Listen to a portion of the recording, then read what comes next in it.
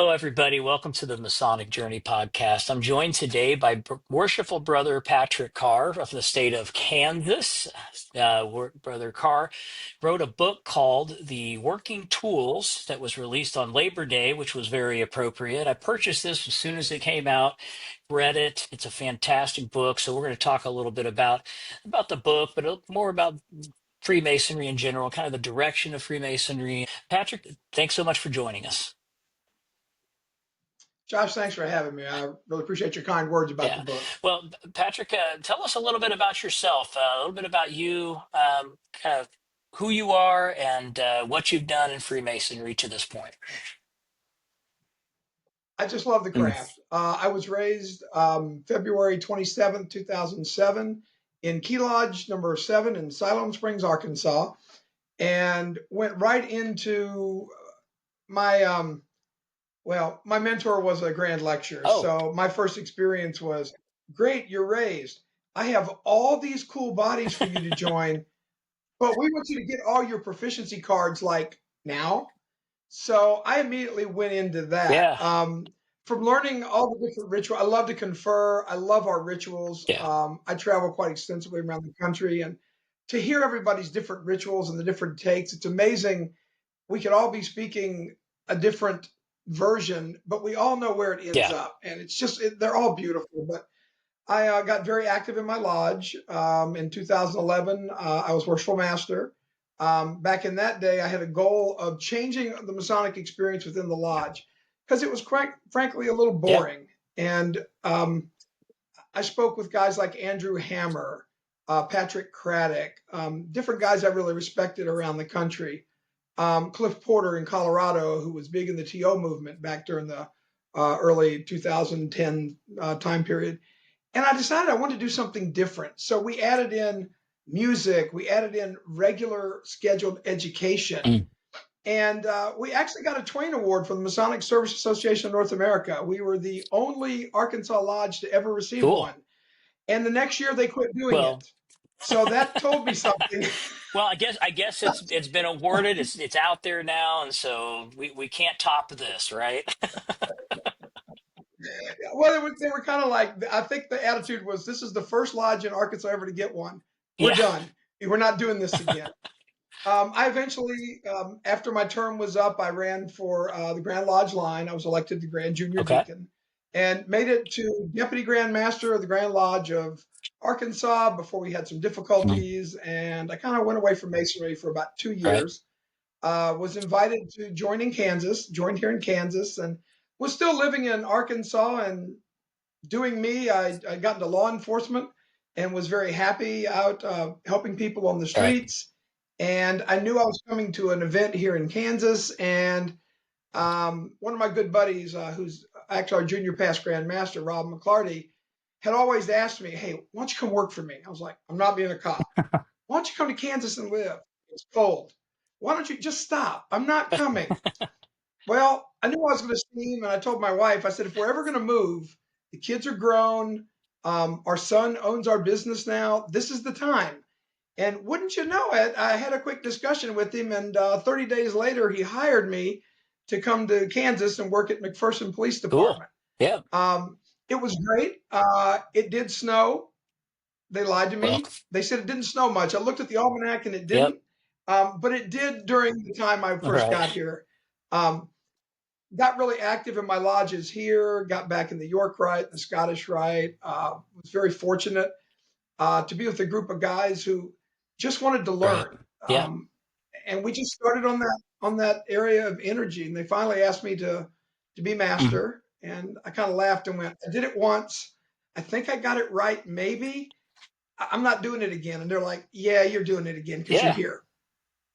So I became master of McPherson Lodge Mm. 172, which is my local lodge. That's literally about 200 feet from my Mm. house, from my library I'm in right now. So it's great. I can see out my window and see my lodge. I was close before, but this is Right. super close. Our lodge is very active. We put in education initiatives. We restored candlelight to our altars instead of uh, burning tapers that were lit by electricity and Really, that's bulbs. awesome. And we I'd love to do that in oh, Missouri, it was honestly. cool. But yeah, It's really cool to have the senior steward light the lights when we open up the Holy Bible. I mean, yeah, it's just a different feel. We do changing to the candles was a monumental thing. I had people tell me we can't do that, and I said why? And they say those words that we as Masons just we detest and love to hear all at the same time because we've never done it like that before. And right, I went, well, I got the hat. I get to do something cool. And all my officers, I mean, nobody was upset. It was just, we're going to do it. And everybody went, okay. The DDGM was a member of our lodge, so that wasn't an issue. He was like, yeah, I want to do it. So we added the right. candles. It's such a surreal moment to light them. We added music at the end of for a time of contemplation at the end before we go out into the world. We gather Yeah. around the altar and pray for our brothers, doing the concerns of the people. It Mm, was something that was really on my heart that we always say, hey, we'll be praying for you. And I think yeah. a lot of us do. We go home and we continue it. But to have that time around the altar with the brothers and our chaplain, Bill Jones, who is a fantastic Masonic chaplain, literally one of the Right. best I've ever had, Yeah. made it great. When I got active again, I was asked to serve as the Grand Pursuivant for Most Worshipful Brother McClarty, which Mm, basically is his Guy Friday, which means I right. carry his apron case, I make sure his meals are right, and we Right. have a lot of fun. We get to, I get to call him and go, really, we're doing that? You get to have that one-on-one because he's kind of the confidant. But during Right. that same time, he asked me to serve as the area deputy grand master, and that was 2 years ago. I'm almost done my second year as an area deputy, and the next two grand masters in waiting have asked me if I would continue at least 2 more years. Absolutely. So area three, I'll still be an area deputy grand master, Cool. um, but Yeah. I'm very That's active. a, Go ahead. I'm sorry. no, you're right. Go ahead. I'm very active in the York Rite and the Scottish Rite, doing some of these same initiatives, bringing education in. Because I don't know about you guys, but bad coffee, bad meal, bang it open, bang it closed, go home, just isn't fulfilling, Right. at least not for me. And I can't define anyone else's Masonic experience. I can only define my own. And the times that I've been to lodges that were more contemplative because they spent time doing education, and it wasn't what I've termed as popcorn education. Worshipful Brother Keith Peterson in Colorado he's grabbed that and he uses that a lot. That's when somebody pops up and goes, Harry S. Truman was a Mason, Yeah. and they sit back down. And I appreciate the brother bringing it, but I want to know what about Harry S. Truman being a Mason and being a past Grand Master of Missouri Right. made him such a good president or gave him those skills. Exactly. So I want a little better education, and that's kind of where I am right now. I still serve as the deputy grand master for Area Three for our Grand Lodge of Kansas. I currently serve as the Right Excellent Grand King of our Grand Chapter of Royal Arch Masons, which means in May I'll be elevated to Grand High Priest, and the Oh, next year yep. I get. So the next year I'll be Right Eminent Grand Commander, and I get a year off, and then I get to be Most Illustrious Grand Master of the Council of Cryptic Masons. So I stay pretty busy.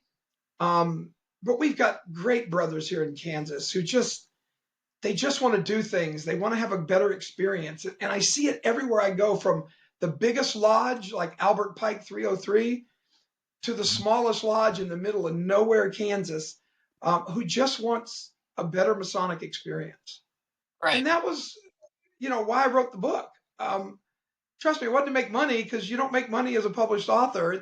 It's to get that information out and to try to inspire this next generation of leaders that they can do cool things. They can have a Masonic experience that's fulfilling without breaking the bank of the lodge, without offending or causing any kind of issues within their Grand Lodge bylaws or rules, but just to be able to plan for a more fulfilling Masonic experience. Right. I agree completely. I like, and a couple of things you talked about. The one big thing was prayer. I grew up in church my whole life. You know, my dad was a pastor, he was a missionary, he was a chaplain, he did all kinds of things in ministry. And one thing I always found is when somebody says, "Hey, pray for me," everyone's like, "Yeah, yeah, we'll pray for you." But I always question, do we really pray? And I remember it was a guy named, his last name was Arnold. He was out in Pennsylvania. He was speaking at the college I was at, and he said, you know, when somebody says, let's pray, then let's stop everything, because if we believe prayer is important, let's stop where we're at and actually pray. Take that time to put our hands on our brother. And in Masonry, you know, if somebody asks you to pray, I mean, we've committed to do that for our brothers, you know, and that's and so you also mentioned education, and education is near and dear to my heart. I love to learn more. Not everybody does, I found, but I love to learn more. And I feel like when people come to become Masons, they're coming to learn the truths and secrets that Masonry teaches. So when they come to the meeting, and when I read your book, I really liked the part where you were talking about the Masonic education piece specifically, because either someone's reading a piece of paper or something when it comes time to do it, or something to that effect is not as meaningful and personal. So yeah, so to me, I came here to learn what Masonry teaches, and I think others did too. And I think a lot of guys abandon it when they find out we're just hanging out, or we're just doing this, or we're doing that. So, and our worshipful master this year, Lee Cook, has taken this big, huge steps. I lent him your book. He read the book. And since then, we've implemented several things of the things in your book in our lodge. We have the largest lodge in the state of Missouri. It's Gala Temple Lodge number 422 in Springfield. And we've implemented some of those, and we've seen some great success so far. Wow, that's great. Exactly why the book was put out there. And Yeah, I think I wrote in the beginning, this isn't for everybody. You're not going to use all of it. Pick and choose what works. You may try right. something, and this is one of the things I learned. I would try something and it didn't work. Maybe it wasn't the right time. The brothers weren't prepared for it. Maybe it just wasn't.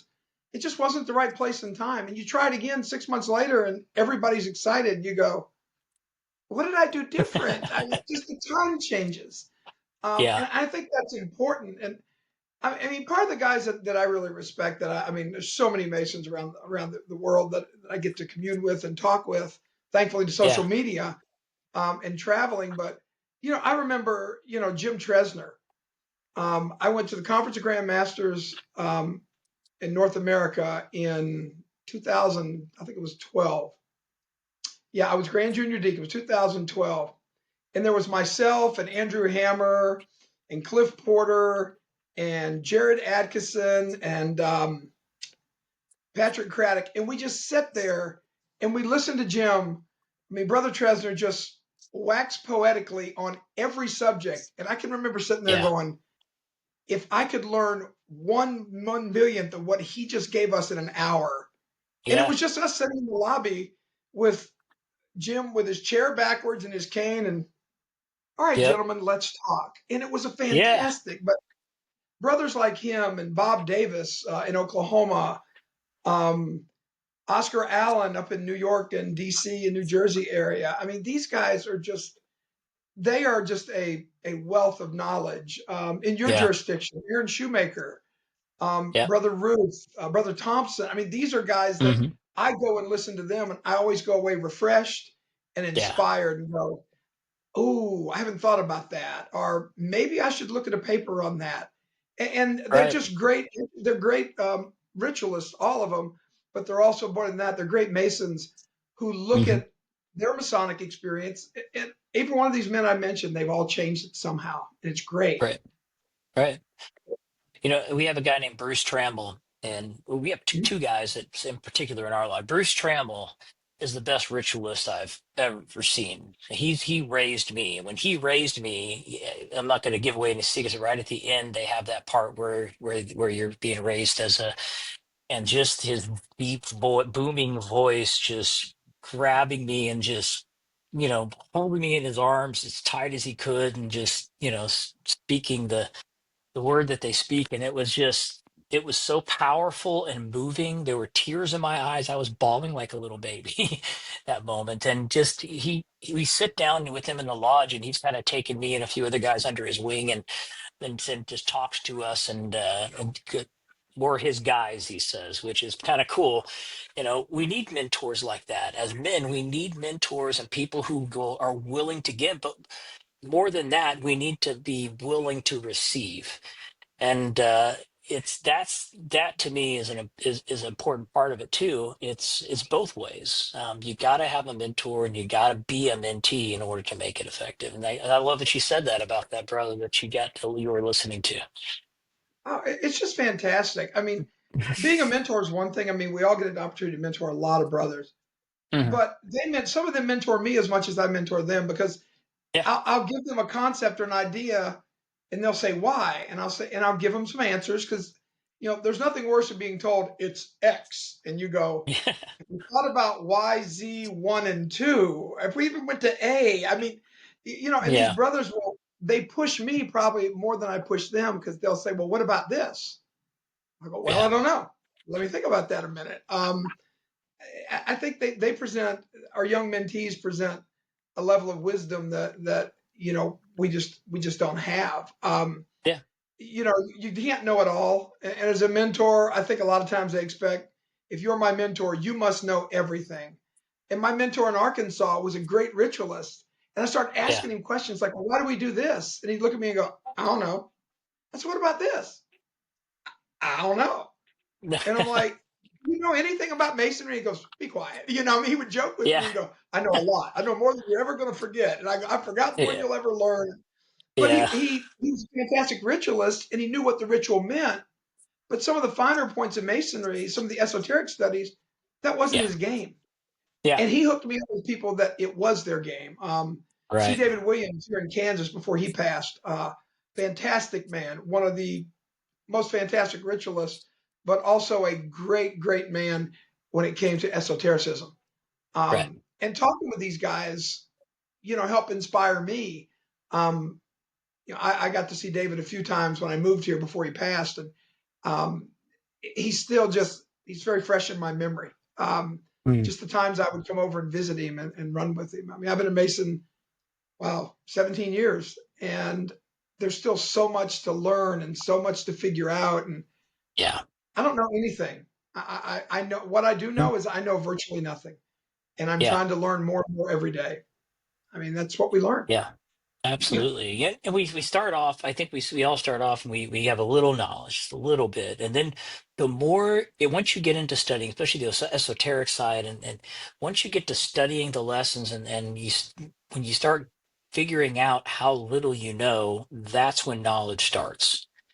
When we start learning how much we don't know. I've heard one of my professors used to say that if you realize how much you don't know, that's when you begin to start knowledge, because if you know everything, there's no need to search, and if there's no search, then what's the point?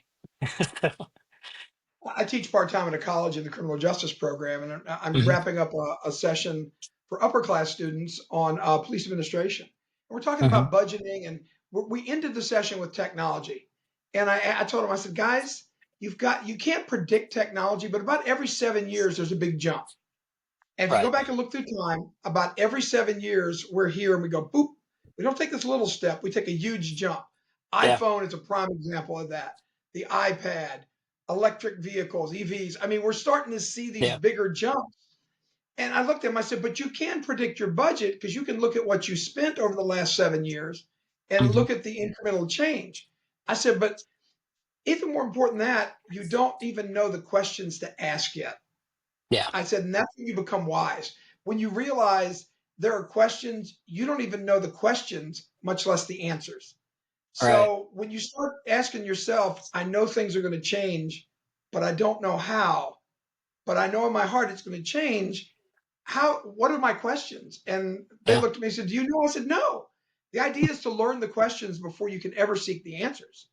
And I had Right. one kid go, oh, and I went, you didn't get that. I was giving him a Yeah. hard time, Yeah. but it is. I mean, It blows your I'm mind. like, that's what we do.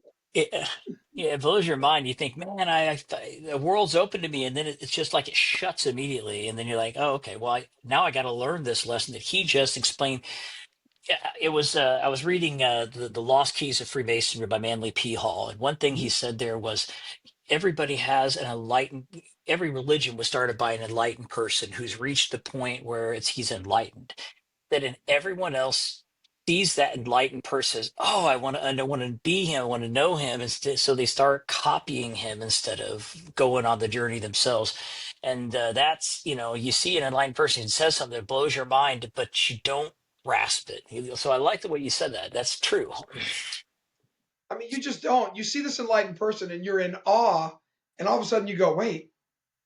And then you go up and I'll do this at different conferences. I mean, you can recognize those guys in the room. I just got back from the High Council of Rosicrucians, Masonic Yeah. Rosicrucians, SRICF in Louisville, and there's so many fantastic guys there. Brother Steve Markham just finished a book titled Markham's Brotherhood, where he converted the original German text for the Fama, the Confessio, and the alchemical wedding, the chemical wedding of Christian Rosenkreuz. He put them into Hmm. modern day English, and I just finished Right. reading them again. I remember his presentation, and I'm sitting there going, "This brother starts out with, I really don't know anything, but I'm just learning." And I'm listening to this going, and he inspired me in two or three things he said, and I went, "There's an enlightened brother." Yeah. Not just because he understood this or understood parts of it, the way he presented it. And then once I opened his book, I went, I didn't read it that way before. He Yeah. discovered something in the text that was a mistranslation of Vaughn, I guess, back in the Mm. day. But he's one of those enlightened brothers that I could have sat there and we talked for about 10 minutes. I could have been with him for 3 hours Yeah. and still just been blown away. That's just the kind Yeah. of guys that you see, these enlightened guys, and you're like, I'm never going to be that enlightened. I can Yeah. meditate, I can pray, I can do these things, but man, when you find them, they're precious because they're just rare and They they're are. few and far between. I think that with the enlightened people, what we see in our lives, and we do see them, since I've come to the conclusion over 50 young years of life, I've come to the conclusion that maybe I'm not supposed to be as enlightened as him. Maybe I'm supposed to be enlightened the way I need to be enlightened. And so that's, I don't know, that's a little side note there. But yeah, I get you, man. And that sounds like an awesome conference. I'd love to go to that. So yeah. It's good because we get. I mean, it's the only Masonic conference I've ever been to where our Supreme Magus Jeff Nelson, he's past Grand Master Grand Encampment as well, but he got up there and he goes, "Nobody came here to listen to me. Let's get our business done and let's come here for why we came for a day and a half, Yeah. education." And we had Yeah. like six papers and discussions, and you're just sitting there going, I'm not familiar with this, you know. Right, right, I right. mean, usually the meetings are to get the meetings done. And he's Yeah. like, the quicker we can do this, the quicker we can move on. I mean, I know we Right. have times we have to function. We have to go to triennials and annual Yeah. sessions and do the business of our craft and our fraternity. But when we do have these sessions that are set up, like Masonicon, Alex Hmm. Powers here in Kansas, love his Masonicon. Was ill this year, couldn't make it. Watched it online. So much wisdom there, and so That many sounds different cool. enlightened brothers that Yeah. you just get that opportunity to. That's why we joined. I didn't join Yeah. to bang it open, bang it closed. I joined to learn and to have a brotherhood of people who were smarter than me. That Right. was the whole search, and I still have Yeah. them, and I love that. It's awesome. Yeah. What do you think when you were writing the book, The Working Tools, what was the most surprising, enlightened discovery that you made while writing the book? What was the most surprising thing that you learned from writing the 'cause I write a little bit, and when I write, I learn things myself. What was the most surprising thing you think you learned? I learned that event planning, while it's something I do really, really well, and energy behind events, I can plan big events and have energy Mhm. all day. I learned that's like not how most people function. No, As yeah, I it's talked not. to Yeah. people writing the book, and I said, "What's one thing I could do to help you in your lodge?" And they're like, "Man, you host these big events," and I'm like, "Yeah, because I do cool things Yeah. because I like to do cool things. So you want to do Right. cool things too." And this guy's like, "I can't do them." I said, "Sure you can." And I said, here's how you plan it. And I just had that look from him, and I went, oh gosh, event Yeah, planning is a skill that has to be learned. I just never thought it of it is. that way. And you'll notice Yeah, that part of the book, I spend a lot of time talking about, hey, this is how you do a special event. This is how you contact people. This you is how do. you, Yeah, even education, how you work with others to get it done. I just assumed it was, yeah, we get a committee together. These are my vision. These are my people. They'll help me get my vision, and we just go. So I yeah, learned a lot about how people function um, around event planning and wanting to do cool things in right. masonry. Big events. Big Mm. events are always cool. Big events kill you if you try to do them alone. Absolutely. I was a youth pastor for many years, and we had to plan big events together. And there are some people who are fantastic and can control and can know everything is going everywhere in every single area. I love to have those people around me because I'm not necessarily that person. I'm the kind of the visionary. Hey, this is what I want to look at. This is what I want to accomplish. And then you got the practical people that show you how to get it done. And what I loved, I did enjoy that part of the book about event planning because you get to look through it, and as you look through it, you get to see, how you step by step. It's like a step by step guide. This is the most practical book I've read when I've since becoming a Freemason. It's just it's very detailed, every step, what you do. We started having meetings about our meeting after our worshipful master read that book. He's like, well, let's just have a meeting. We every time we have practice, let's have a meeting before the practice for the officers to talk about what we want to do in the meeting. So, and it's actually enhanced our experience. Our meetings have gone a little longer, but guys, brothers are leaving with saying, man, I love that meeting. That was a fantastic meeting. Well, we talked about business most of the time, but it was impactful. I mean, one of the things that we can do here in Kansas is um, use a consent agenda. I love Mm. that, and not all Yeah, lodges can do that. Not all jurisdictions can do it. A lot of them right, are moving to allow it to where we get through our agenda pretty quick. We still our still meetings are still an hour and a half, 2 hours, right. but we're getting through the mundane parts. We still have people pop up. Hey, we need to put a new light fixture in back here. Great, building committee. What are we Yeah, doing? And we have those reports, but we yeah. spend the majority of it on concerns of the brothers, the prayer, and the education.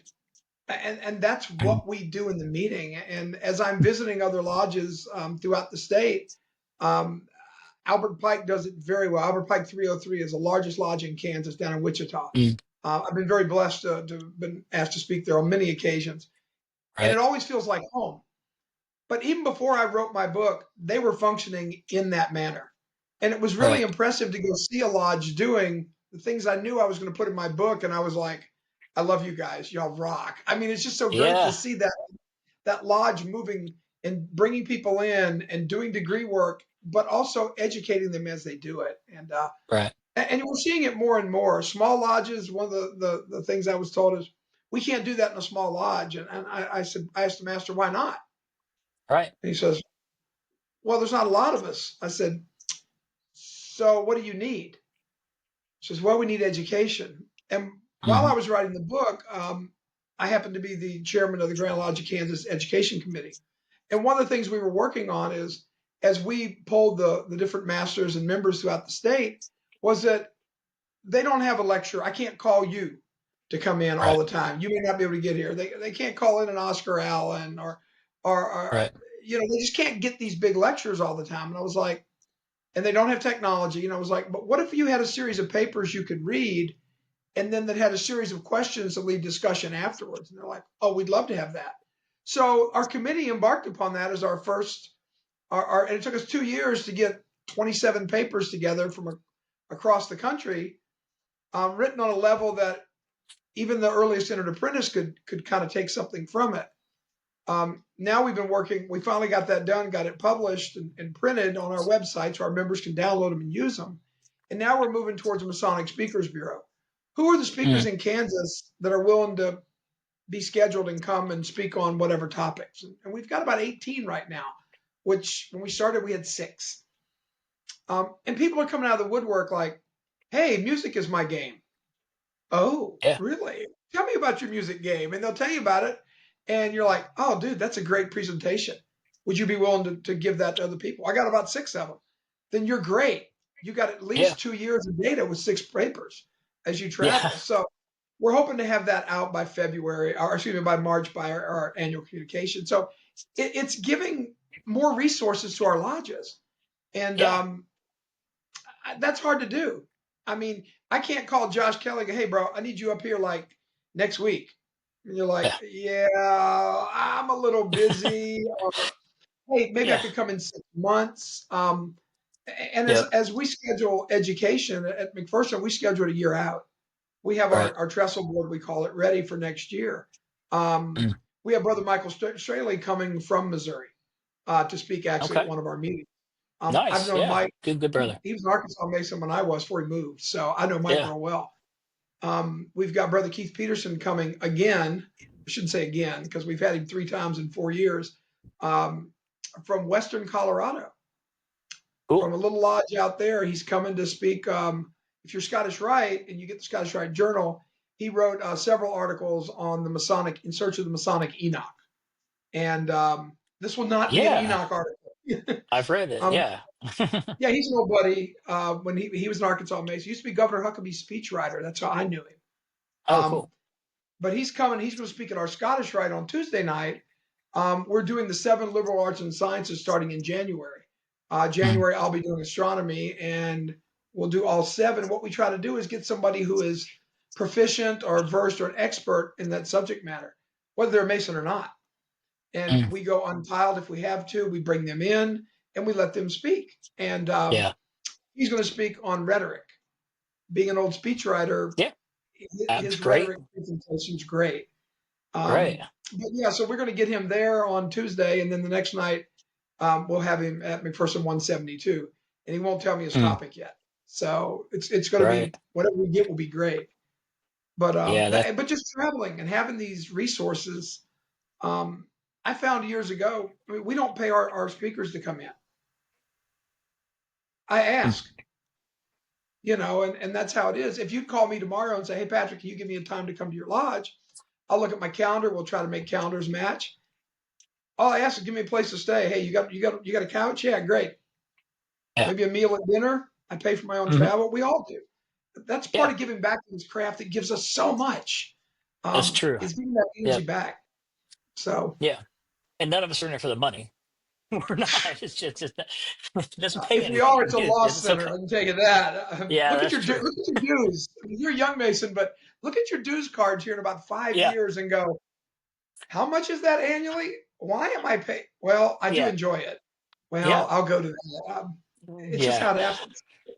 Yeah, and I think when you first start, when I since I first started, I've been looking at all the dues and everything I got to pay, and but and so we pick and choose what's most important to us at the beginning. To me, Scottish Rite was very important to me to learn Scottish Rite because I really like some of the esoteric teachings in it, and I really like Albert Pike. So I've Yes. read I read a lot, so or listen to books while I'm reading them, even sometimes. So I read a lot, and so that's what drew me that direction first. And then, I joined Grotto. We have Grotto, Mystic Order, the Veiled Prophets of the Enchanted Realms, because it's a fun group and we can sit there, but there's not a lot of commitment to it, like Shriners. If you're involved in the Shriners, you can be busy every single night. So it's not just the dues cards, which dues cards. I it's the time commitment involved in it, and the longer you go, the more time commitment you have. I told my wife that next week I have nothing on my Masonic calendar for the first time in a long time. So you had the week like that Or, too, I think. So yeah, it's just like, wow, it's going to be awesome. So but except for the yeah, podcast, I'll do a podcast video. well, that's like last week. I had nothing all week. And man, the comments on my Facebook were epic. Really? You're Yeah. staying home? You're eating at home tonight. Your wife is going to see you.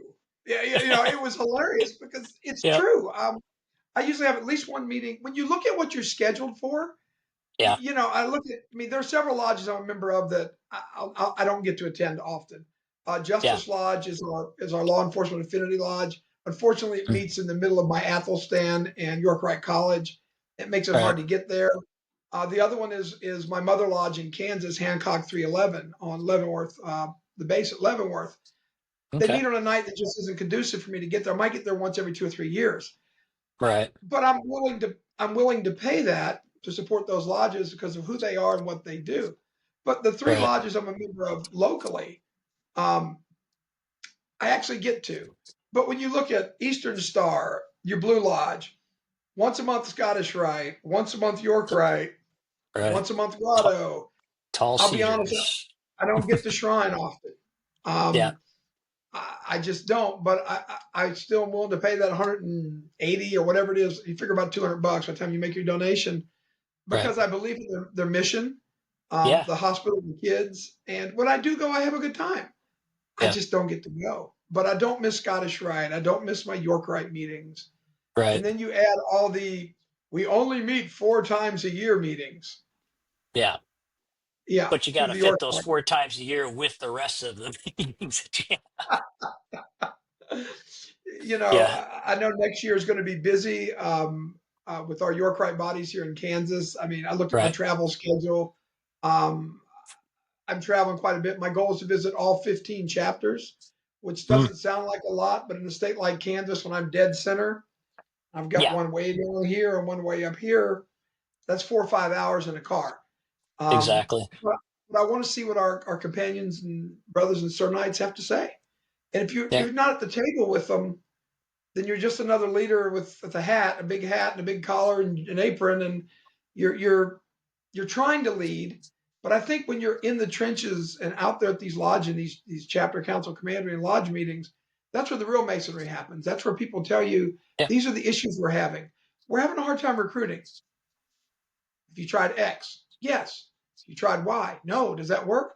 I don't know. Let's give it a shot. I mean, it's Yeah. getting out and finding out their concerns. If we don't know the concerns of those we lead, how can we lead them? Yeah. True. 100%. So, I was in the army. I always liked leaders that led in front, not the ones that mhm. lead behind, who push you. The guys who push you are not the leaders. The guys who are in the front pulling you with them, those are the leaders. Those are the ones. I read somewhere one time that if you want to know the mark of a true leader, look behind them. Yeah, If you want to know that's if true. someone's a true leader, look behind them. And if there's I, people following them, then that's a leader. I tell people, I said, I'll never ask you to do something that I wouldn't do. And they're like, Right. really? And I'm like, yeah, I really, I mean, in law enforcement, if we have to go clear a house, I don't say, hey, let's get patrol to come. I'll get patrol, but we're going to go in together because that's my Yeah. job. Even though I'm a Yep. detective, sometimes we got to clear a house. Um, so we keep our skills sharp. You can lead from behind. I've seen it. You I've can. probably Yeah. done it more than I'd like to admit, and it's very difficult because Hmm. you can't see the front of the line to know what's happening. And Yeah. when it's like being the caboose in a train. When that train Hmm. goes off the tracks up front, you may not go off the tracks with it, but your Right. train is off the tracks and you stopped, and you're not Right. moving forward anymore. And to me, I'd Yeah. rather be the locomotive um, and hook people up and sometimes drag them with me. And some of my brothers Yeah. tell me, well, you got me in this. I said, you're going to enjoy this. Just trust me. Yeah. Trust Yeah. me. Because these are the same Yeah. things I was told. I can remember being a young master mason. I just joined the Scottish Rite and I joined the York Rite all within about 4 or 5 months because that was what I was told was normal. Love Right. them both. I love them equally. I don't think they both have such a unique position in our craft and what we and their in both of their relationships to craft masonry. I can't really choose that one's greater than the other. But I can remember brothers sitting there talking about around December, it's around dues time. I got to pay this, and I got to pay this, and I got to pay this, and I'm laughing. I was like, "What are y'all Hmm. doing?" They said, "Well, we do dues card bingo." So what do you mean? Well, I have my KTP card. Well, I have mine, and these guys are sitting Yeah. there doing this. Well, what is your Yeah. group's dues? Man, I need to join yours. They're a lot cheaper. I mean, we made fun of it, and here I am, 17 years later, going, uh, yeah, I have dues cards. Yeah. Yeah. I think in our second You podcast we had was Whence Came You Part 2.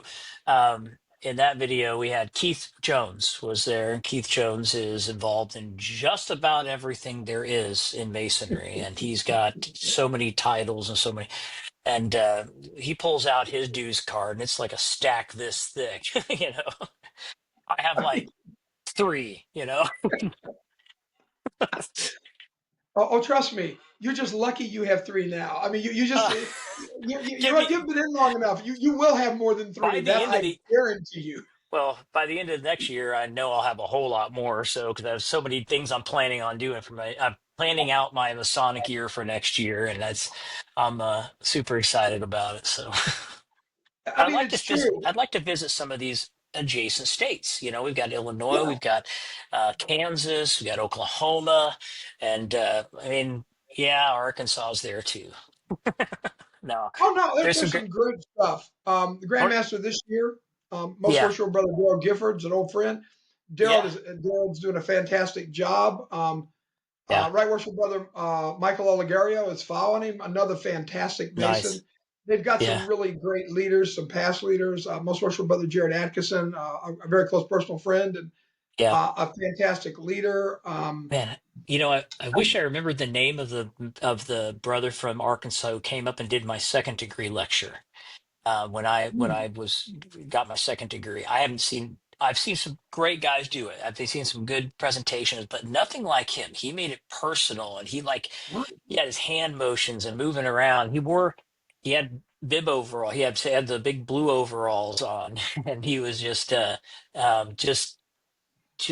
way he described everything. It's like, we were all like listening to and I know it's memorization and and reciting it, but the way he did it was so passionate that I got a lot out of it. So, which is my favorite degree, is still the second degree lecture of all the lectures. But It's funny you say that. That's one of the things that's why we do what we do in Scottish Rite. When Mhm. um, we actually had to move a Scottish Rite temple in Arkansas. We sold a group named Temple Live their first temple out of Fort Smith, and we moved and we had to reconfigure what we were doing. So we made Scottish Right. Rite a banquet, and it was a. But the whole point was the banquet. It was a little higher class with the white linens, tablecloths, and Yeah. we had silver plate. We had logoed Scottish Rite dishes, china we'd not used.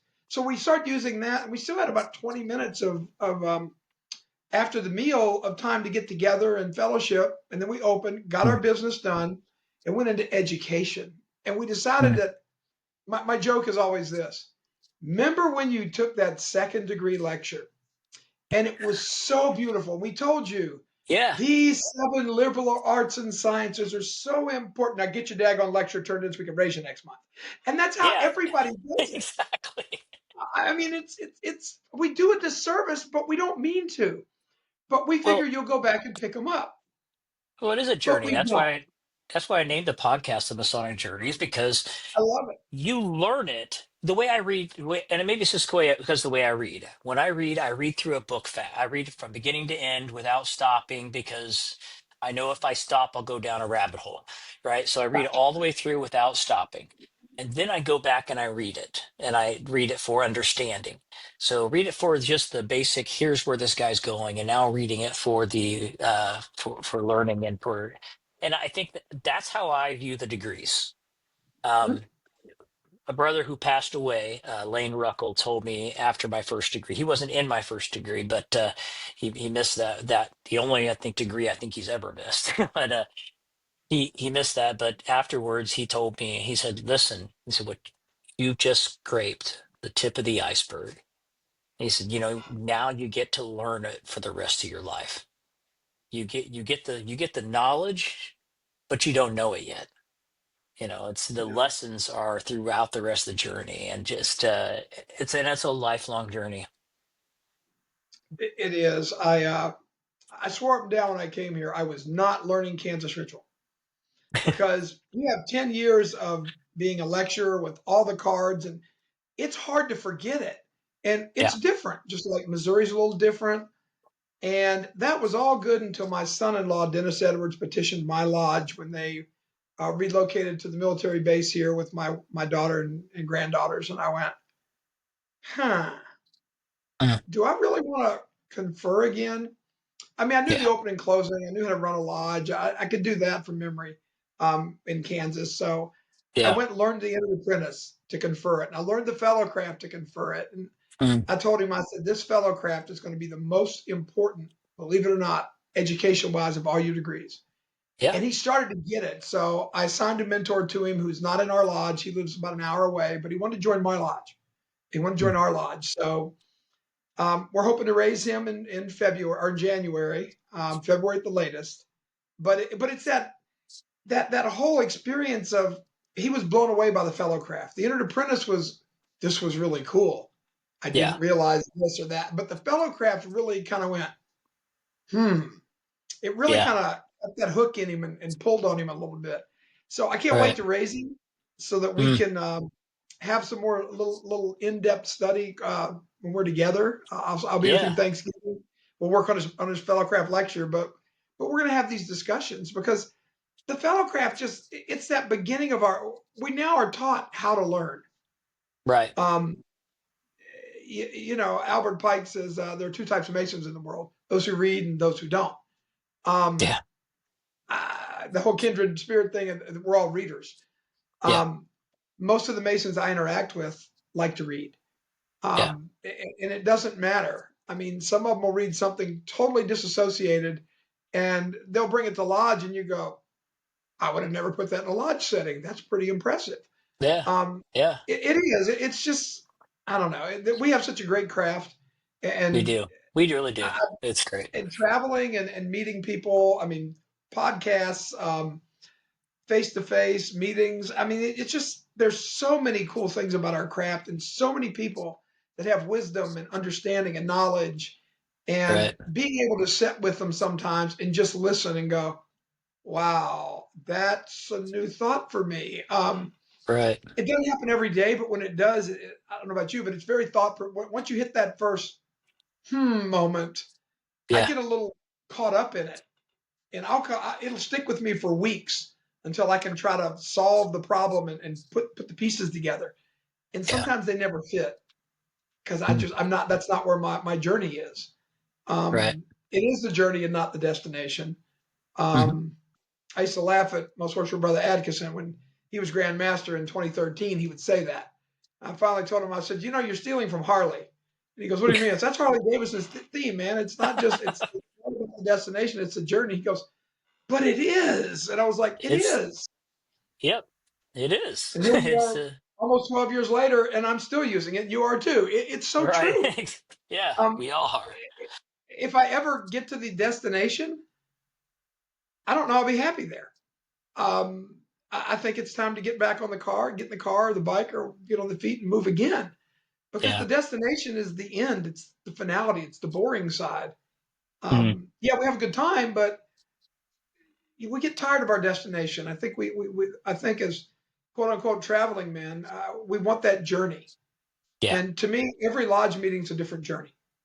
It is. Even if it's the same 10 or 20 guys, it's a different journey every time. It So is.